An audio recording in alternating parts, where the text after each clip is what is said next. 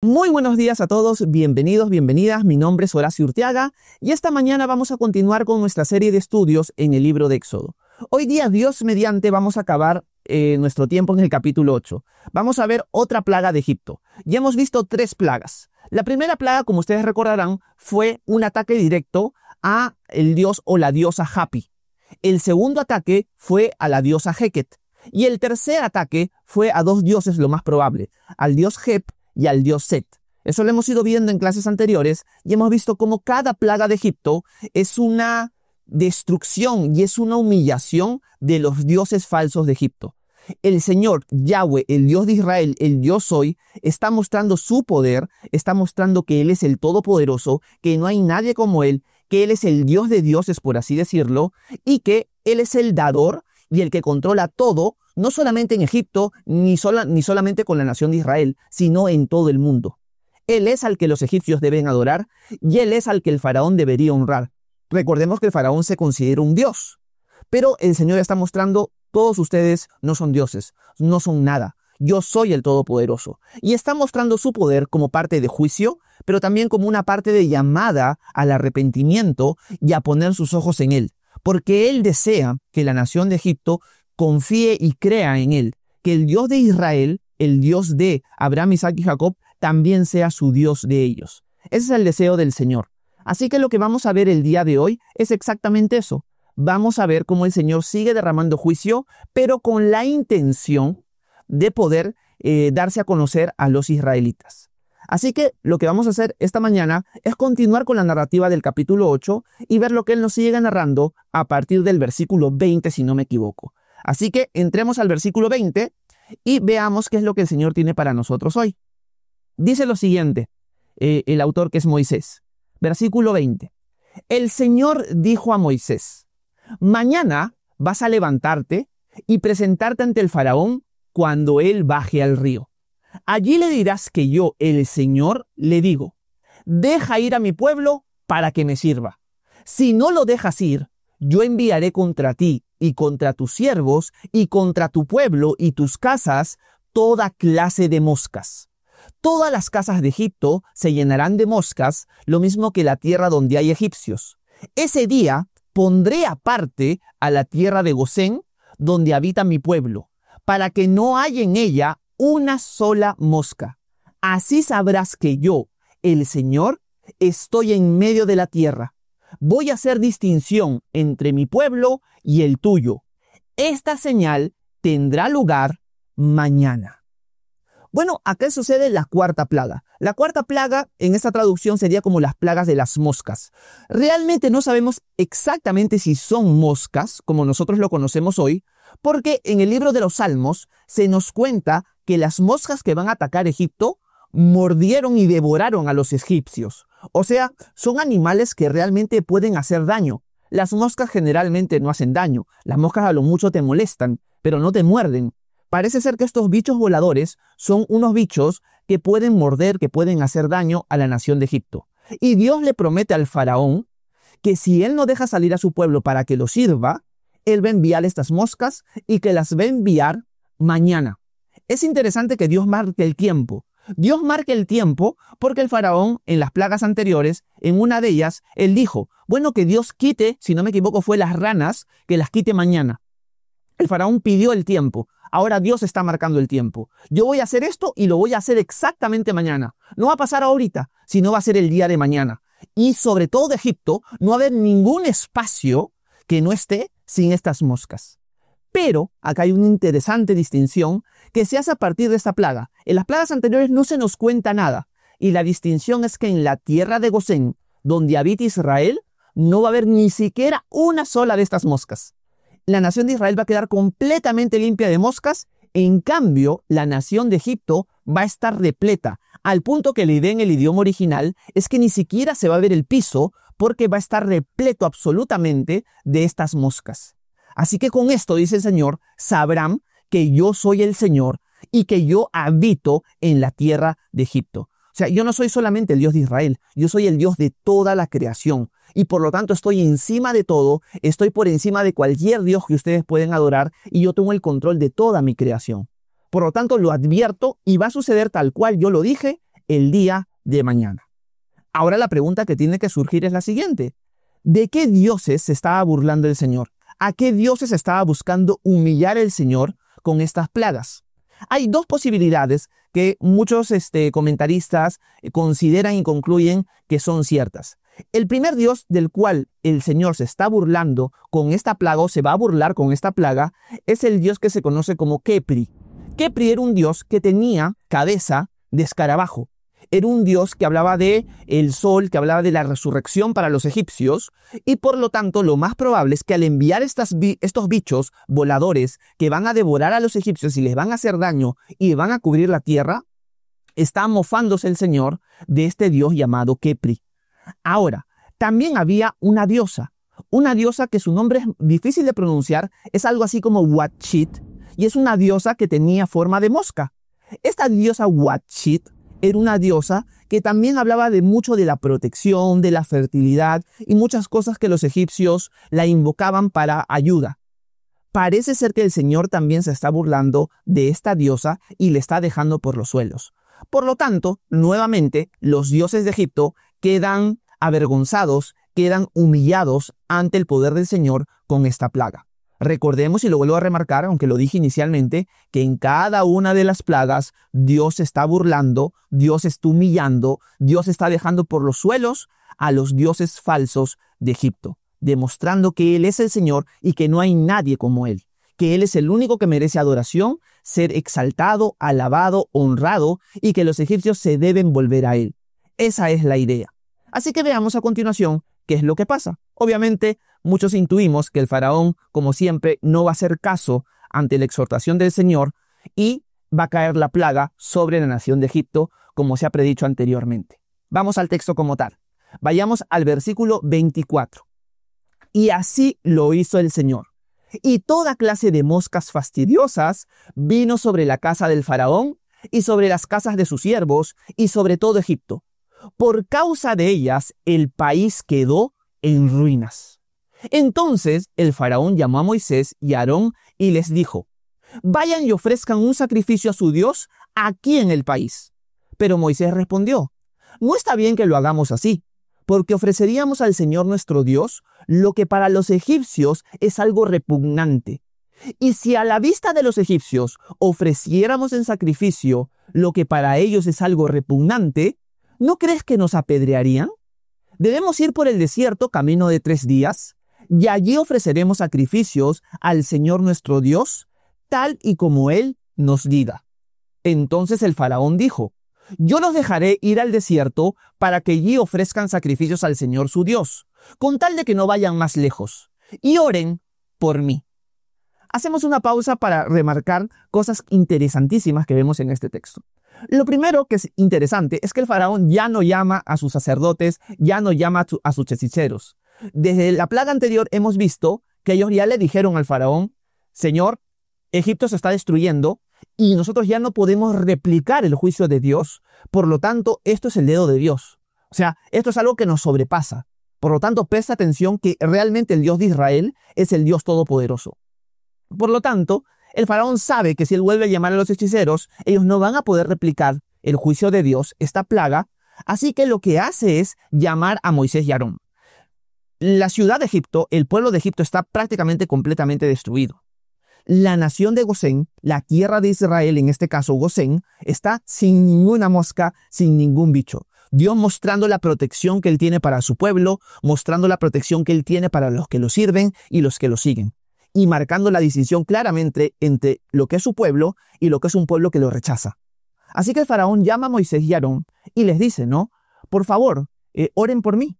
Yo les voy a dejar salir, pero por favor, oren por mí. Pero antes de que el faraón diga esto, el faraón les da como un tip, o como como una petición en verdad, como un mandamiento, petición, podríamos decirlo así. Les dice: está bien, los voy a dejar servir al Señor, adorar a su Dios, pero aquí en la tierra de Egipto, le dice el faraón.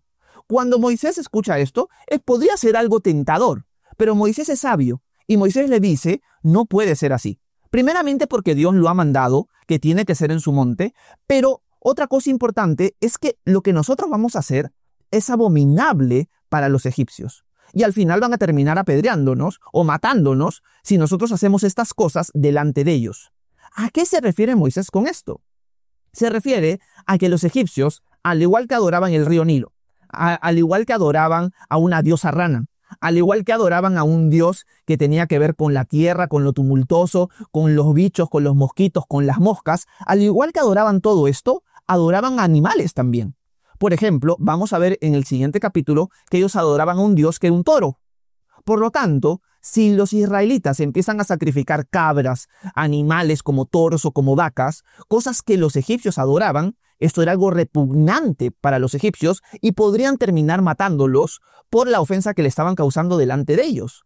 Así que Moisés es sabio y le dice, no va a ser así, porque el Señor nos ha mandado a hacerlo en el monte Sinaí, pero también porque eso es algo abominable para los egipcios. Y si lo hacemos delante de ellos, van a terminar matándonos. ¿Quién sabe? Es una suposición que el faraón a propósito le ha pedido a Moisés y a Aarón que los israelitas sacrifiquen esas cosas en Egipto para que terminen muriendo a manos de los egipcios mismos. ¿Quién sabe si el faraón había planeado todo eso al ofrecerles esa posibilidad? Moisés no cae. Pero aquí podemos sacar nuestra primera aplicación esta mañana, y es la siguiente. Ya hemos visto en capítulos anteriores, desde el capítulo 1, que el faraón, a la luz de todo el Antiguo y el Nuevo Testamento, es una sombra de Satanás. Y que muchas de las estrategias que el faraón usa contra Israel son las mismas estrategias que Satanás usa contra el pueblo de Dios, contra la iglesia en este tiempo. Y aquí podemos ver una sombra de una estrategia que Satanás va a meter en nuestra mente constantemente como pueblo de Dios, que lo ha impregnado mucho en el pensamiento nuestro, a través de las cosas que vemos, las cosas que oímos y la cultura en la que vivimos. ¿A qué me refiero? Satanás siempre va a meter esto en nuestra cabeza. Está bien que ustedes sirvan al Señor, pero no exageren. Está bien que ustedes sirvan al Señor, pero no sean fanáticos. Por favor, ten claro esto, te va a decir a ti, con las cosas que Él rodea en el mundo.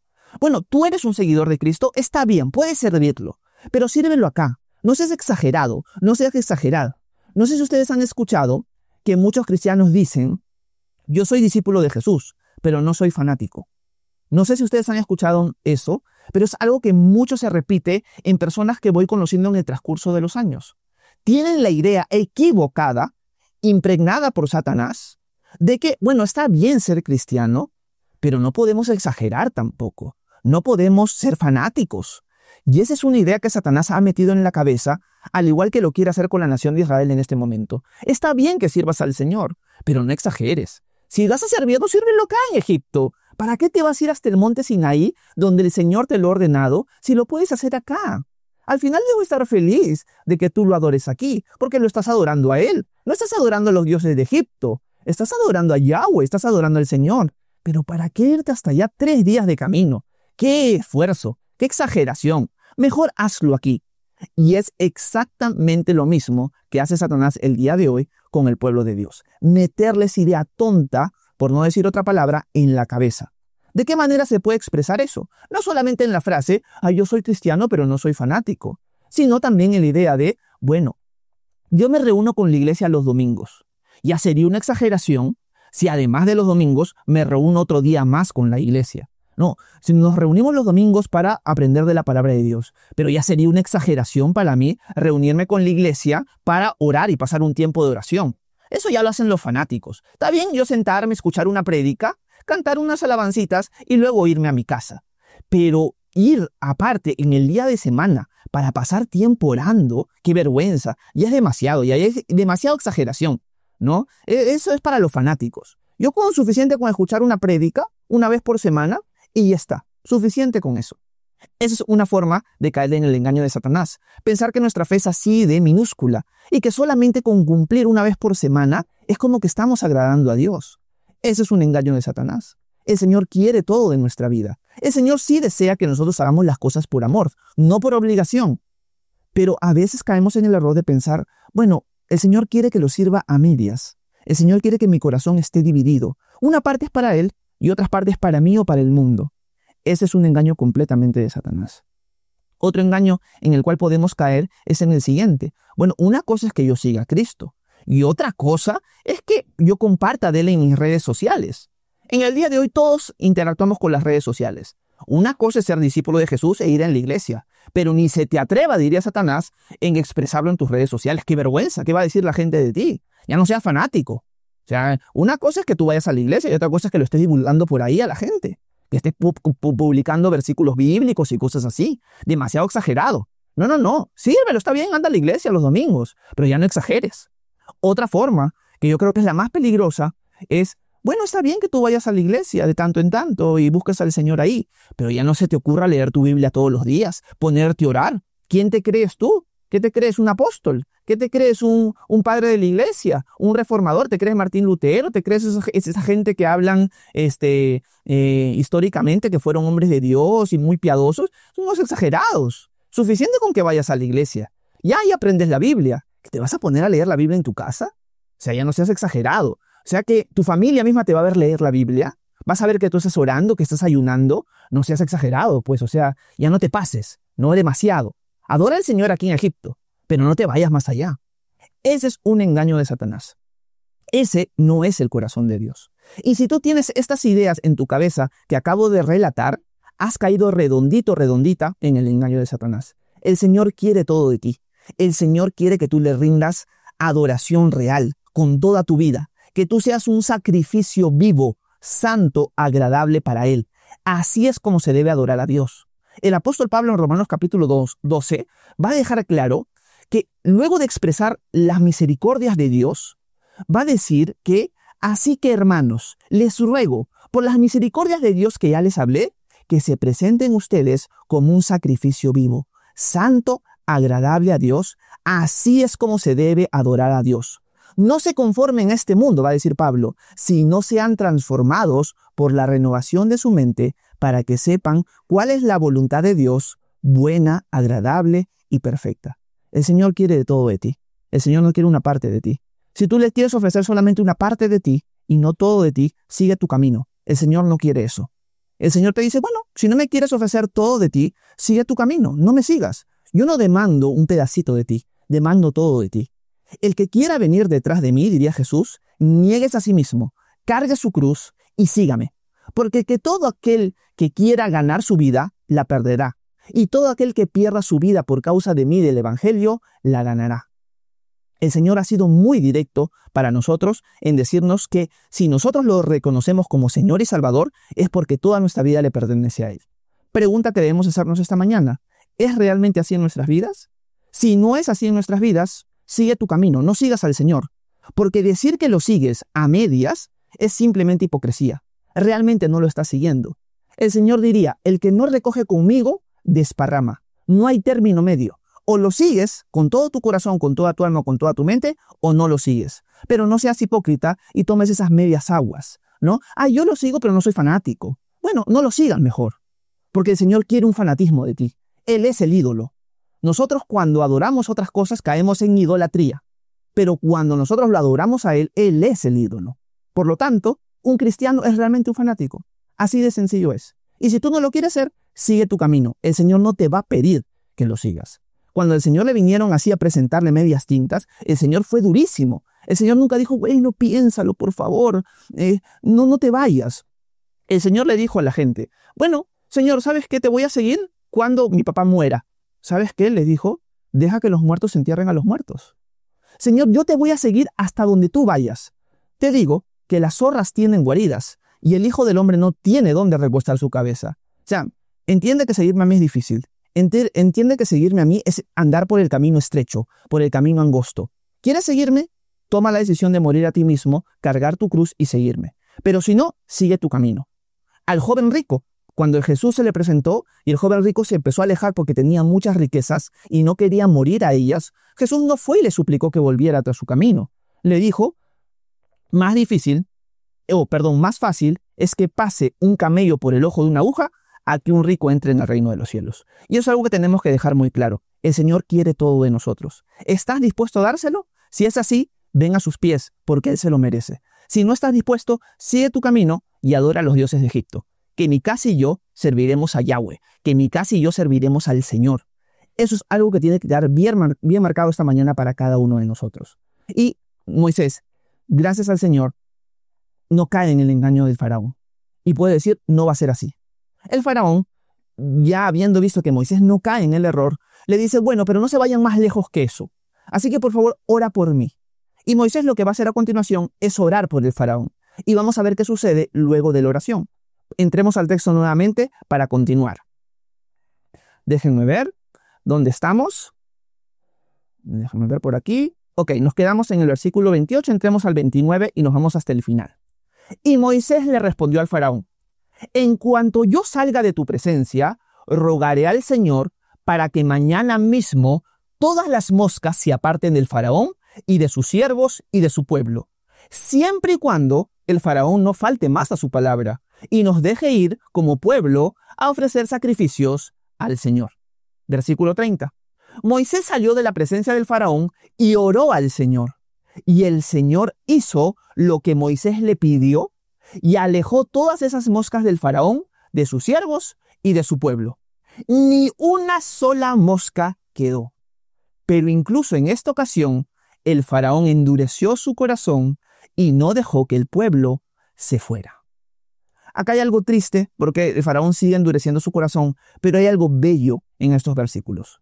Moisés le dice al faraón, bueno, voy a orar por ti cuando salga para que el Señor pueda quitar todas las moscas que están cayendo sobre Egipto, pero por favor, no faltes a tu palabra. O sea, ya me vienes prometiendo estas cosas varias veces y no la cumples, pero yo voy a orar por ti.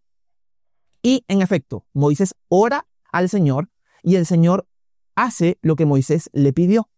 Pero lamentablemente el faraón endurece su corazón. Eso es lo triste, ver la dureza del corazón a pesar de la grandeza de Yahweh, del Dios de Israel, delante de él, en sus propios ojos. O sea, Egipto está destruido y él aún sigue endureciendo su corazón.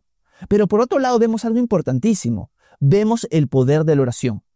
El apóstol Santiago diría lo siguiente, que la oración del justo puede mucho. ¿Se han dado cuenta que la oración puede hacer que sucedan cosas que no sucederían si no se orara por ellas? Es a través de la oración de Moisés que el Señor obra y detiene y retira la plaga que había caído sobre Egipto. Pero es después de la oración de Moisés, no es antes. No es que Dios lo hizo porque sí, es porque Moisés se lo pidió. De la misma manera, nosotros en Cristo tenemos esa capacidad de poder clamar a un Dios tan poderoso que si es su voluntad, Él va a contestar nuestras oraciones afirmativamente, aunque también puede contestarlas negativamente. ¿A qué me refiero? Si no fuera la voluntad de Dios, por más que Moisés le hubiera pedido al Señor, el Señor le hubiera dicho, no Moisés, no es el tiempo y la plaga va a seguir cayendo sobre Egipto. Pero como sí fue la voluntad de Dios, la oración de Moisés marcó una diferencia. Y Dios hizo tal cual Moisés le había pedido.